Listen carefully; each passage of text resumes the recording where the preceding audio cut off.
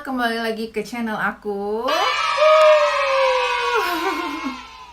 Ya, minggu lalu aku udah jelasin mengenai cara masuk fansign, update yang terbaru.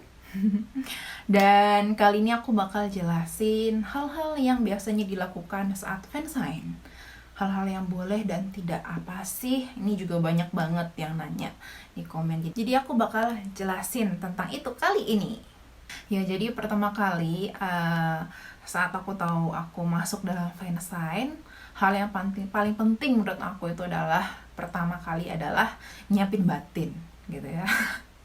Gak boleh alay, gak boleh histeris, harus tenang gitu, harus positif, semangat, harus santai gitu ya.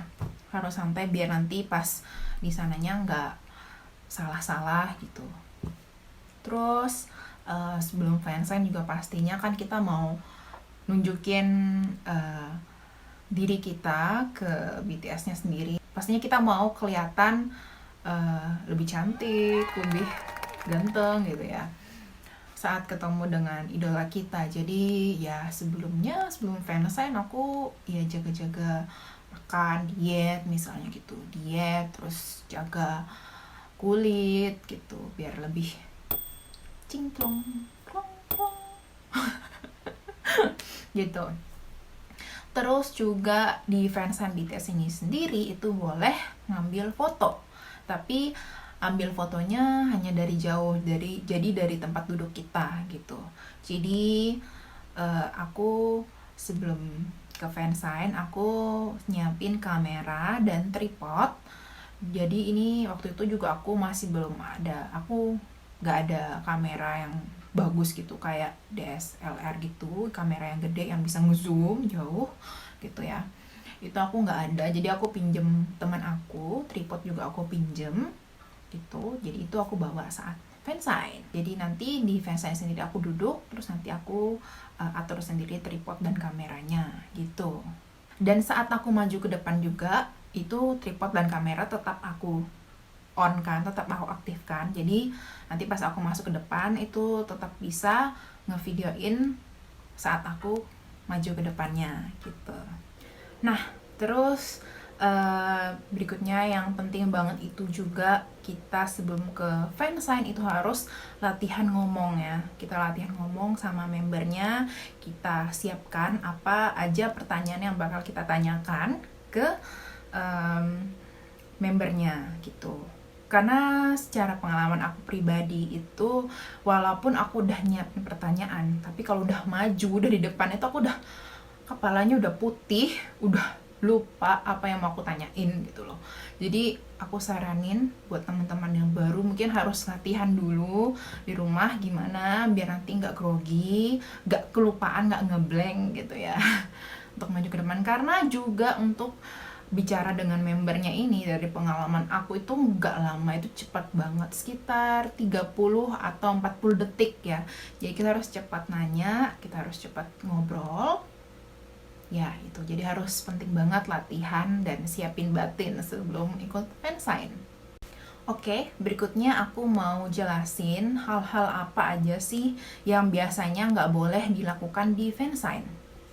Jadi pertama itu banyak yang nanya aku kayak gini, boleh nggak sih bawa HP ke depan terus ngajak selfie membernya atau foto muka mereka gini di depan gitu. Itu no banget, itu nggak boleh sama sekali. Jadi HP itu ditaruh di tempat duduk kita, itu nggak boleh dibawa ke depan, nggak boleh dibawa untuk foto member atau ngajak selfie, itu nggak boleh, atau ngerekam, bahkan ngerekam suara mereka itu juga nggak boleh gitu ya. Terus juga meminta atau merequest member untuk menulis sesuatu di kertas untuk tempat tanda tangannya itu ya, atau di album. Karena biasanya dulu sih boleh gitu, tapi sekarang entah kenapa kebanyakan fansign itu udah nggak boleh nge-request kata-kata gitu dari membernya untuk dituliskan di album gitu. Nggak tahu juga kenapa. Jadi tapi kadang ada member itu sendiri atau BTS-nya sendiri tuh kadang beberapa mereka inisiatif nambahin mereka gambar sendiri atau nambah thank thank you atau gimana yang lucu-lucu gitu dari mereka sendiri gitu. Berikutnya itu nggak boleh sentuh mereka tanpa izin. Jadi kayak pegang tangan atau giniin kepalanya itu nggak boleh ya. Jadi nggak boleh nyentuh mereka tanpa izin gitu. Boleh high five, boleh salaman atau pegang tangan kalau memang diizinkan gitu ya, atau inisiatif dari membernya sendiri, mungkin yang mereka duluan kayak gini, jadi kita oke gitu, high five gitu. Karena pas aku di Puma itu sendiri waktu itu nggak boleh nyentuh member gitu, entah kenapa nggak boleh waktu itu. Ya mungkin biasanya tiap fansign sendiri itu beda-beda ya peraturannya, nggak tahu kenapa gitu.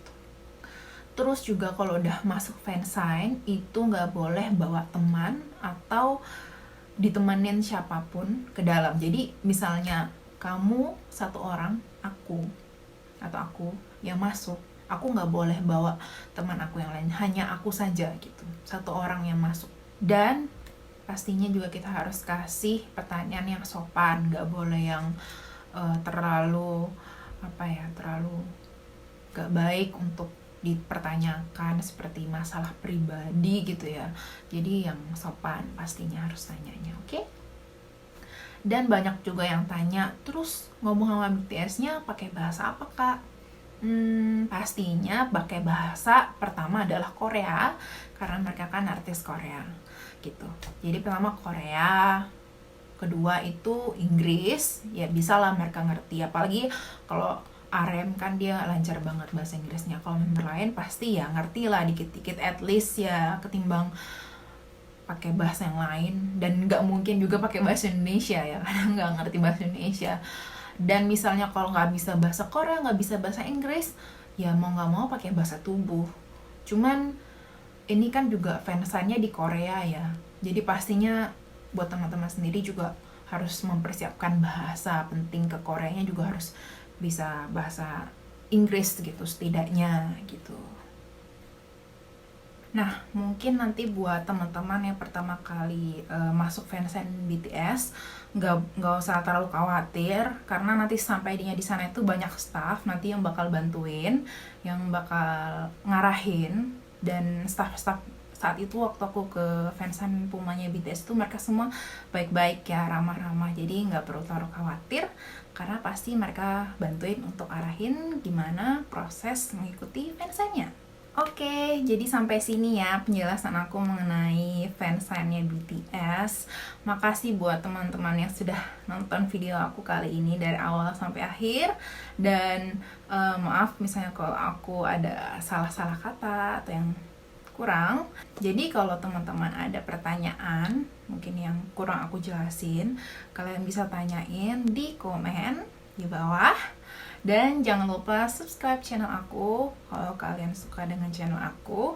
Dan jangan lupa untuk like video aku juga ya. Kalian juga bisa follow Instagram aku ya. Aku lebih aktifnya di Instagram ketimbang di Twitter saat ini. Jadi ini aku bakal kasih Instagram aku di description di bawah, bisa kalian cek. Oke? Makasih semua. Sampai jumpa di video aku selanjutnya. Bye!